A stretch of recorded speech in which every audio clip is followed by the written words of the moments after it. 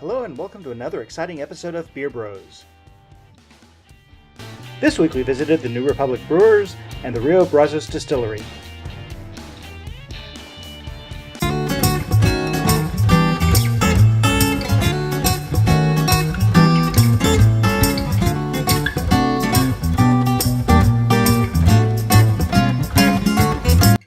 Both the brewery and the distillery are located in College Station, Texas, about midway between Snook and Iola. We started our New Republic adventure with... Damn it, Jim. Damn it, Jim. Damn it, Jim. Damn it, Jim. I can guess why we named it this, right? Or why you named it this, right? Why don't you guess? Is it a Star Trek reference? It is half a Star Trek reference. What's the other half of this? So this beer used to be called Bellows. Okay. It was our first beer we made. And then there's a plastic bottle whiskey company. Also has a brand of plastic bottle whiskey named Bellows. They didn't take too kindly to us calling it Bellows. So gotcha. The full name is Damn It Jim, I'm a Beer, Not a Whiskey. Okay, I love it. Fantastic. Give it a smell first. So what am I smelling in this initial part here? What is the aroma? Well, you got a little bit of a citrus on there. That's from our Cascade hops and our Centennial hops. Mm-hmm. American varieties give you a little like grapefruit or lemony kind of things. I do smell a little, something that not singes, but tingles on my nostrils a little bit there. So. That might be the alcohol too. It's a medium strength, and it's 5.6, so it's not too high, not too. But that's kind of burns your nose. So Damn It Jim Bellows, or I'm a beer, not a whiskey. Right. What style of beer is that? Is it Bellow beer? We call it a Texas Amber. Okay, I can taste a little bit of that. The bitterness on the back of the tongue there. So it's like hopped like a pale ale. So pale ales are hopped sort of in the 50 IBU range. This is like think Sierra Nevada. So this is that, but it's a little bit more sweet. Just because that's something that we tried out and we liked. So there's no real official style for it. So we call it a Texas Amber Ale. You know what? I can go with that, and I'll attest to that amber taste and the. I don't know what Texas tastes like, but it tastes like freedom, I guess. I don't know. Yeah, it tastes like freedom. That's right. Do you guys do any seasonal beers? Mm-hmm. We do have a couple seasonals. We're just finishing up our sweet potato porter. Sweet potato porter. It's our fall seasonal, and it's almost spring now. So yeah.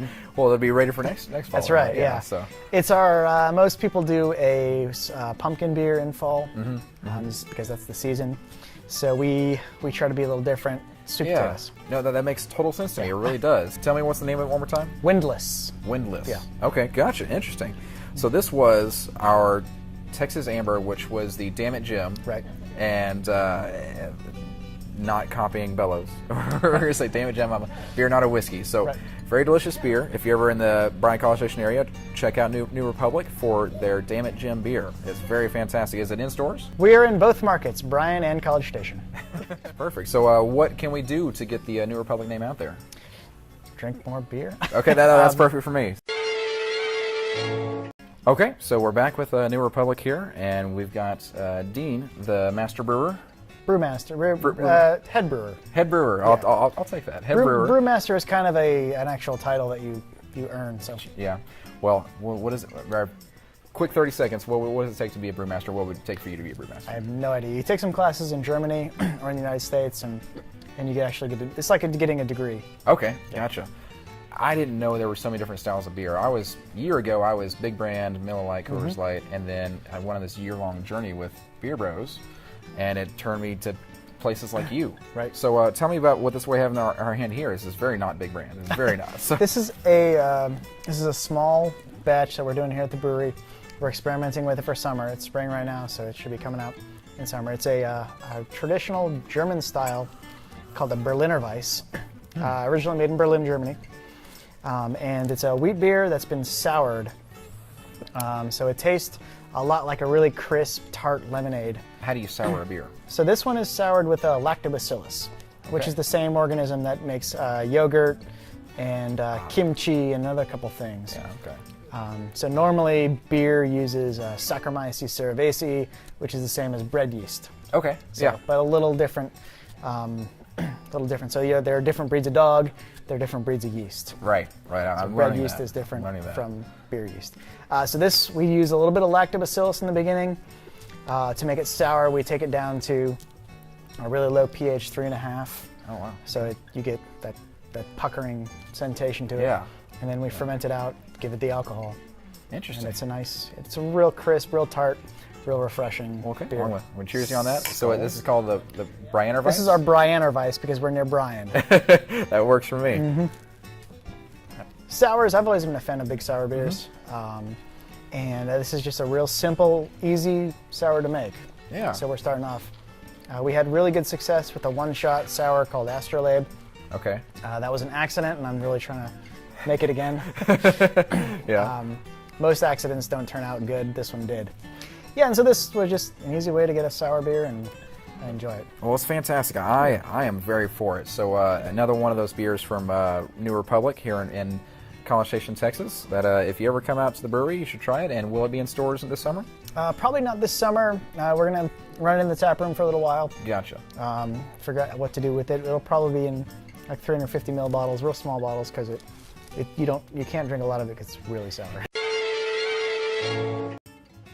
After visiting at the brewery, we wandered next door to the Rio Brazos Distillery. All right, so we're here with Nathan at the Rio Brazos Distillery. It's brand new in Bryan College Station area, is that correct? Yes. Okay, so tell me a little bit about Rio Brazos Distillery and what you guys do here. We make a white whiskey right now. Okay. We'll be making several different types of whiskeys and a rum, single malt and bourbon. Hopefully within a year. Okay, great. And then a reserve single malt will take a little bit longer. So tell me about your path to getting to distilling whiskey. Like, how does that work? I started out as a lifelong home brewer. Okay. Beer and wine growing up, and then beer several times got me kicked out of the dorms in college. And then when my wife and I moved up to Alaska so that I could take a job as managing editor of the newspaper in Bethel, Alaska. It's out in the bush in the Interesting. western part. Yeah. How does that turn into making whiskey? Our house burned down. Oh no! And we moved in with a guy he lived out on the tundra.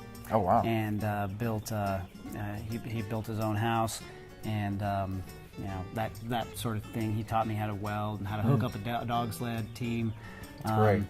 And also how to turn cornmeal into whiskey. And that's one of the things that stuck, I guess, right? Yeah. So have you given him credit or about how to teach you, or does he know that you're distilling whiskey still? No. So everything's really brand new. 2014 is your big year to start, right? Yeah. We've only been actually selling in stores for 2 weeks now. Oh wow! So we're on the ground floor here. What makes Bryan College Station special? What makes you special in Bryan College Station? Well, because we're the first and only in the Brazos Valley. Yeah. To do this legally. I like that term. And just because we're trying as hard as we can to keep everything local. Yeah. And because of the time and the consistency and the smallness of what we're doing, we're taking a lot of time and a lot of money and a lot of care. A lot of heart, it seems like. Thank you. Yeah. With very small batches, and what we're doing during that process, our priority is making the absolute best product we can make each and every batch.